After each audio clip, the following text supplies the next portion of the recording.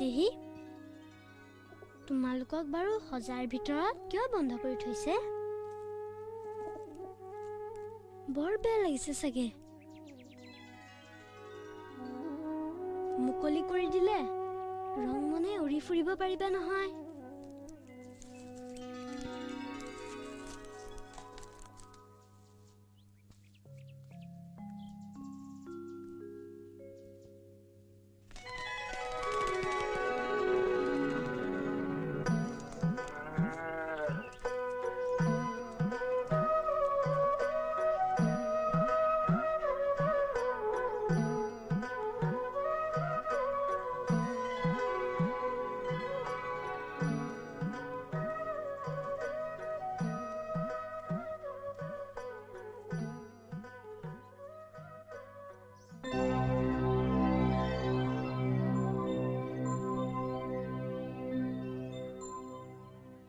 এয়া নিশ্চয় শংকৰৰে কাম হ'ব শংকৰ আয় শংকৰ ক'ত আছ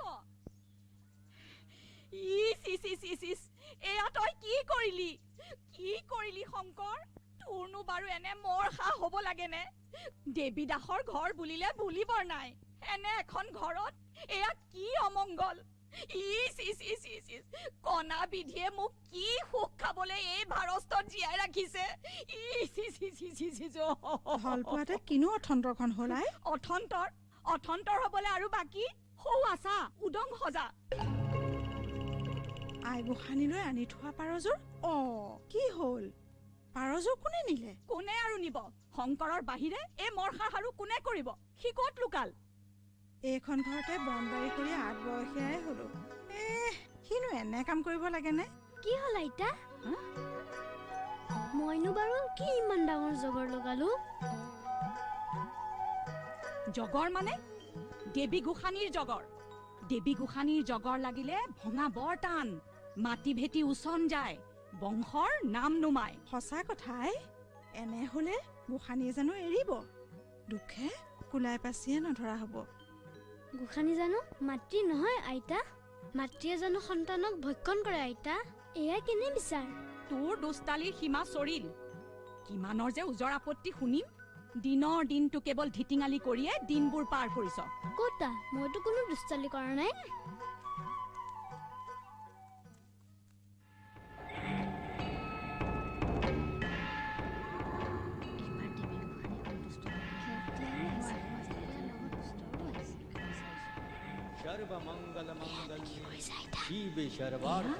কেঁচাই খাটি গোসানী পূজা অৰ্চনা কৰা হৈছে সেয়া যে দেখিছ পাঠা ছাগলী সেয়া কেঁচাই খাটি গোসানীলৈ বলি হিচাপে পূজা উৎসৰ্গা কৰা হৈছে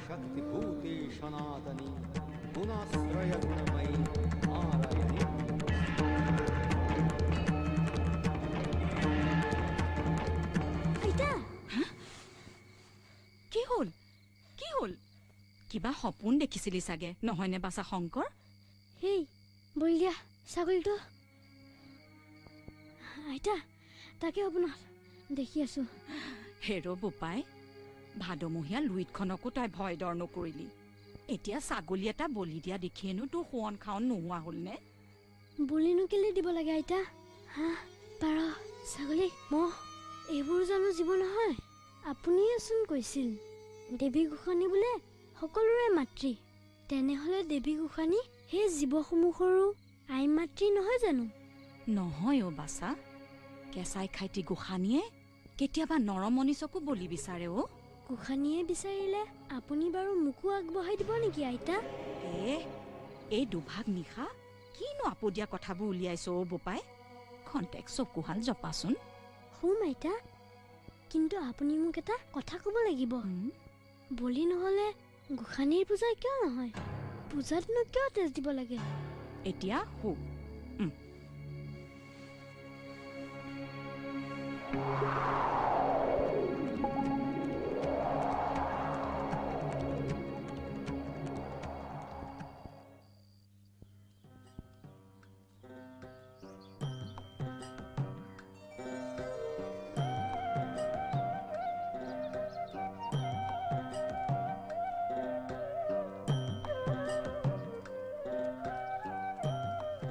বোপা জয়ন্ত, বোপা মাধৱ, শুনিলাই নহয় শংকৰৰ কথা। নুশুনিম নে আৰু? কথাবিলাক শুনি আমি বৰ চিন্তিত হৈছোঁ। এৰা বুজিছেনে, ময়ো বৰ চিন্তাত পৰিছোঁ। এনেকৈ বাৰু বংশ ৰক্ষা হ'বনে? হেৰ শংকৰ, তই শিৰোমণি ভূঞা পৰিয়ালৰ ল'ৰা। তোৰ ককা আজু ককা সকলোৱে শাস্ত্ৰৰ জ্ঞানেৰে গুণী জ্ঞানী পণ্ডিত। হেৰা শংকৰ, তুমি এনেকৈ ধিটিঙালি কৰি আৰু কিমান দিন কটাবা? হা? তই দিনে ৰাতিয়ে হাবিয়ে বননিয়ে পিং পিঙাই ঘূৰি ফুৰি ভূঞা বংশৰ নাম কেনেকৈ ৰক্ষা কৰিবি? তোৰ যে বয়স 12 বছৰ হ'লহি, সেই কথা তই জাননে? মই কেনেকৈ জানিম আইতা? চণ্ডীবৰৰ বংশৰ কুসুম্বৰৰ পুত্ৰ হৈ শংকৰে যদি লিখা পঢ়া নিশিকি এনেকৈ থাকে, সমাজখনে আমাকহে দুখিব নহয় জানো বোপা জয়ন্ত? আপোনালোকক আকৌ কিয় দুখিব আইতা? দুখিবতো, কিয় নুদুখিব? সমাজে বুলিব মাক বাপেক নাই দেখি মইহে তোক নপঢ়ুৱালো। আৰু এটা কথা, আজিৰ বাদে কাইলৈ ভূঞা বংশৰ খেত পাম মাটিবাৰীসমূহ তয়ে চোৱা চিতা কৰিব নালাগিব জানো? পিতৃপুৰুষৰ সা সম্পত্তি খেতি বাতিসমূহ উচনে যাবলৈ দিবি নেকি? এওঁক কন্দলীৰ টোলত নাম লগাই দিয়াই শ্ৰেয় হ'ব। শুনিছো বোলে টোলত শাস্ত্ৰহে পঢ়ায়, তাত মাটি বাৰী জমিদাৰী চলাবলৈও শিকায় নেকি? শুনিলা হক ইয়াৰ কথা? হেৰ শংকৰ, চাওঁ এইফালে আহ। শাস্ত্ৰ শিক্ষাৰ চৰ্চা কৰিলে ধৰ্মৰো জ্ঞান হয়, লগতে সংসাৰৰো জ্ঞান হয়। বিদ্যা নাথাকিলে জ্ঞান নহয়, আৰু জ্ঞান নাথাকিলে ঈশ্বৰ বা মানুহ কাকো চিনিব নোৱাৰি বা বুজিব নোৱাৰি। এওঁক আচলতে কেতিয়াবাই কন্দলীৰ টোলত ভৰ্তি কৰাই দিব লাগিছিল। এতিয়া পলম হ'ল যদিও আৰু পলম কৰিব নালাগে। হেৰা শংকৰ, পিতাৰাই সংসাৰ এৰি গ'ল যদিও আমি তেওঁৰ বিষয়ভাৱ চোৱা চিতা কৰা নাই জানো? তুমি নহ'লেও এইবোৰ কাম ঠিকমতেই চলি থাকিব। তুমি ইয়াৰ বাবে একো চিন্তা কৰিব নালাগে। মোৰ পুত্ৰ কুসুম্বৰ আৰু বোৱাৰী সত্যসন্ধ্যাই কিমান যে সাধনা কৰি তোক পাইছিল, আৰু তই মোৰ হাত বচন নুশুনা হলি। তোৰ মুখলৈকে চাই মই কিমান যে দুখ বেজাৰ সহি আছো। হে মোৰ কপাল, কিখন চাবলৈ যে মোক জীয়াই ৰাখিছা।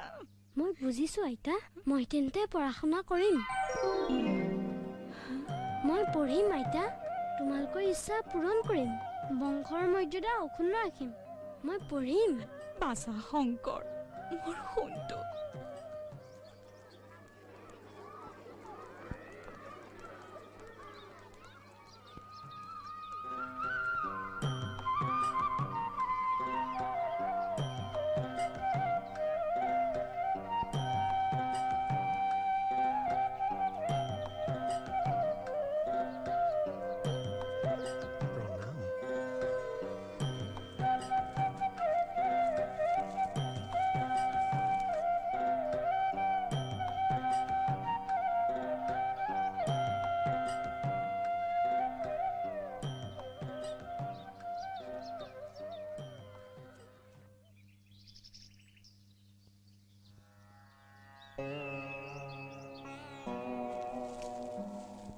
প্ৰণাম।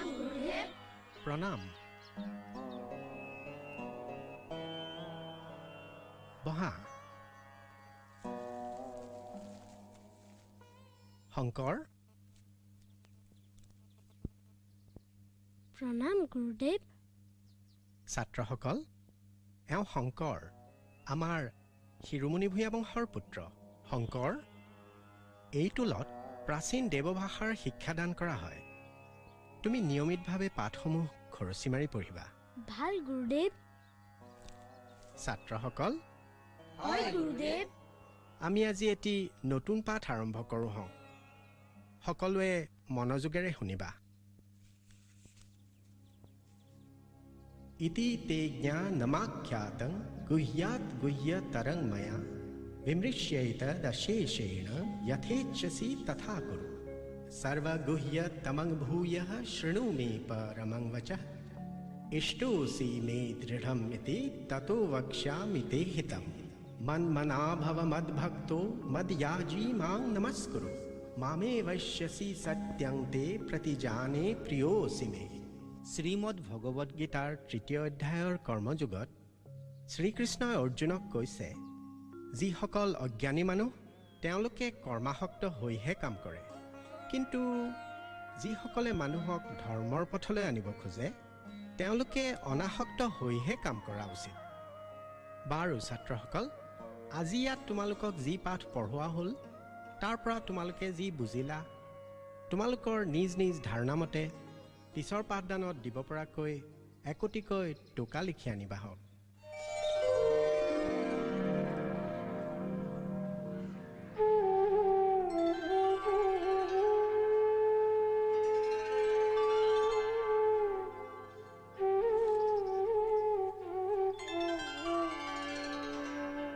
প্ৰণাম গুৰুদেৱ।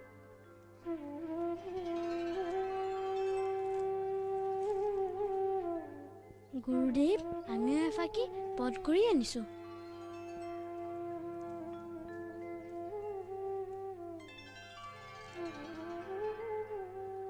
তুমি এই পদ ক'ত পালা? তোমাৰ এই পদ ফাঁকি তুমি নিজেই পাঠ কৰি দিয়াচোন। কৰতল কমল কমল দল নয়ন ভৱদৱ দহন গহন বন শয়ন নপৰ নপৰ পৰ হতৰত গময় অভয়ম ভয় ভয় মমোহৰ সততয় খৰতৰ বৰহৰ হতদখ বদন খগচৰ নগধৰ ফনধৰ শয়ন জগদগমপহৰ ভৱ ভয় তৰণ পৰপদলয় কৰ কমল জনয়ন। এই লিখনিৰ বিষয়বস্তু জ্ঞান মাৰ্গৰ বস্তু নহয়, ভক্তি মাৰ্গৰহে বস্তু। এই পদ ৰচনা ক্ষমতা অসাধাৰণ। মই বুজিছো এই শংকৰ ভূঞা এজন সাধাৰণ ছাত্ৰ নহয়। এওঁৰ গাত ঈশ্বৰ প্ৰদত্ত প্ৰতিভাৰ গুণ আছে। ছাত্ৰসকল, শংকৰৰ এই প্ৰতিভাৰ স্বীকৃতিস্বৰূপে আজিৰ পৰা এওঁক ওজা ছাত্ৰ পাতিলোঁ।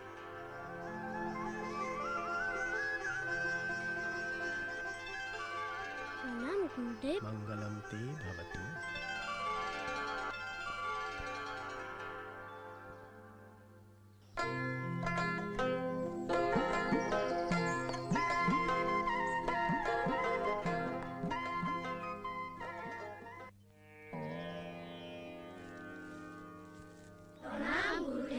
প্ৰণাম।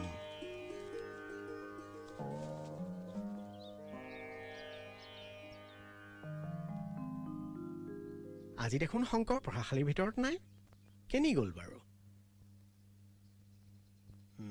ঘৰলৈকে গ'ল যেনহে পাইছো।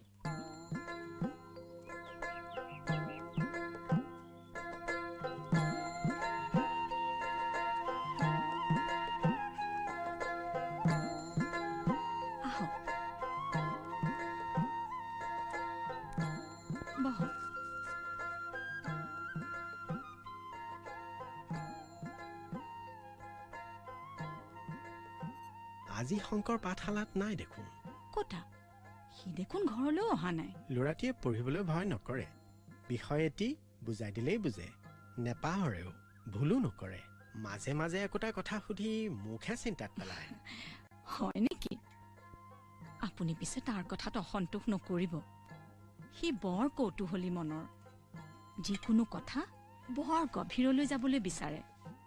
মোকো কেতিয়াবা এনেকুৱা কিছুমান কথা সুধি দিয়ে, মই বৰ বিমূৰত পৰোঁ। আপুনি পিছে দায়দোষ নধৰিব। মই বৰ আশা কৰিছোঁ আপোনাৰ পঢ়াশালীতে যাতে পঢ়ি শুনি বিদ্বান হৈ শিৰোমণি ভূঞা পৰিয়ালৰ নাম উজ্বলাই ৰাখিব পাৰে। শংকৰ পঢ়া শুনাত অমনোযোগী নহয়, পিছে মনটোক চাগে একানপতীয়াকৈ সাঁচিপাতৰ পুথিৰ মাজত সুমুৱাই ৰাখিবলৈ টান পাইছে। কিন্তু বৰ উৎসাহী, দেখাই শুনাই যেনে মৰম লগা, কথা বতৰাটো বিনয়ী, জ্ঞান বুদ্ধিটো তীক্ষ্ণ, যুক্তিতৰ্কতটো শংকৰক কেৱে পেলাব নোৱাৰে। এনে এজন ছাত্ৰক মোৰ পঢ়াশালীৰ ছাত্ৰ হিচাপে পোৱাটো মোৰ বাবে আনন্দ আৰু গৌৰৱৰ কথা। শুনি সুখ পালোঁ। ল'ৰাটিক মানুহ কৰি গঢ়ি তোলাৰ বাবেই আপোনাৰ ওচৰত দিছোঁ। আপুনি চিন্তা নকৰিব, এই অকণমান ল'ৰাটোৱে কাব্য, অলংকাৰ, ব্যাকৰণ বা যিকোনো এটা বিষয় শিকাই দিলে নিয়াৰিকৈ বুজি সাঁচিপাতত নিজে নিজেও কিবা লিখি থাকে। মই আকৌ ভাবিছিলোঁ নদীত সাঁতুৰি নাদুৰি, হাবিত পহু পোৱালি খেদি, গছে গছে চৰাইৰ লগত ধেমালি কৰিয়েই দিন পাৰ কৰিব। শংকৰ আহিলে মই তাক বুজাই কম, তাক পুনৰ পঢ়াশালীলৈ পঠিয়াই দিম। বাৰু মই তেনেহ'লে আহোঁহে। ভাল বাৰু।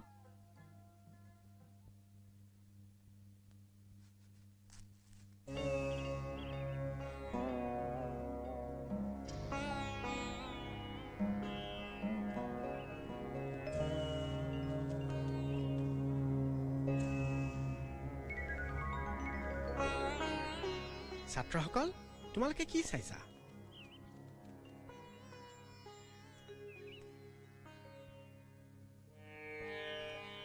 এয়া মই কি দেখিছো?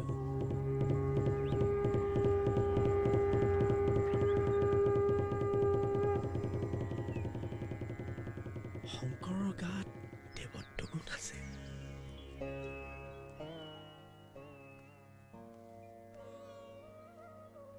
বহা।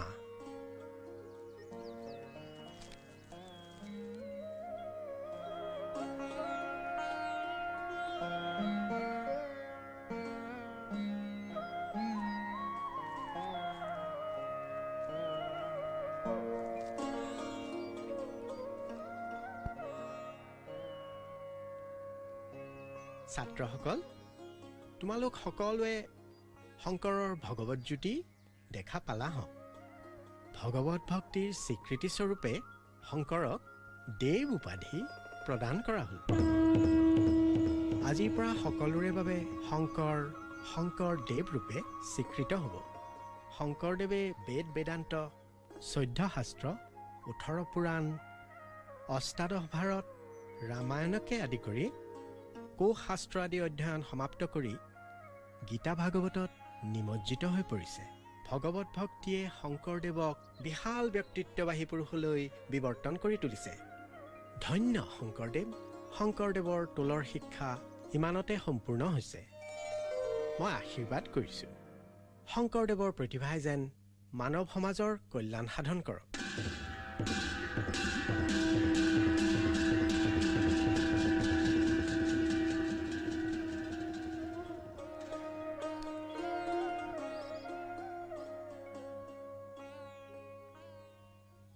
Hmm.